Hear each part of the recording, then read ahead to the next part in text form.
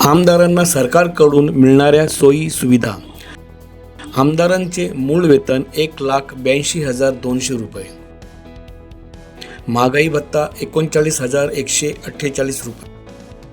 Email, mobile आणि internet सारख्या जमान्यात आमदारांना टपाल भत्ता मिळतो 10,000 रुपये. टेलिफोन भत्ता 8,000 रुपये. संगणक चालकासाठीचा भत्ता 10,000 रुपये. आमदारांचा एकूण पगार 2,72,148 रुपये.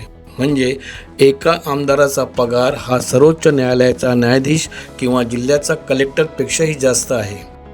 याशिवाय आमदारांच्या ड्रायव्हरला दरमहा 20,000 रुपये सरकारच्या म्हणजेच आपल्या खिशातूनच दिला जातो.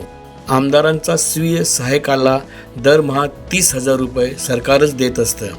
विशेष म्हणजे दोन्ही पगार आमदारांच्या पगारात येत नाही. त्याखेरीज प्रत्येक बैठकीचा भत्ता 2,000 दिला जातो. आमदार निधीतून एक लॅपटॉप, एक कम्प्युटर आणि एक लेझर प्रिंटर मोफत. आयुष्यभर एसटी प्रवास मोफत. ठराविक रेल्वे प्रवासही मोफत. राज्यांतर्गत 32 वेळा विमान प्रवास मोफत. तसेच राज्याबाहेर 8 वेळा विमान प्रवास मोफत.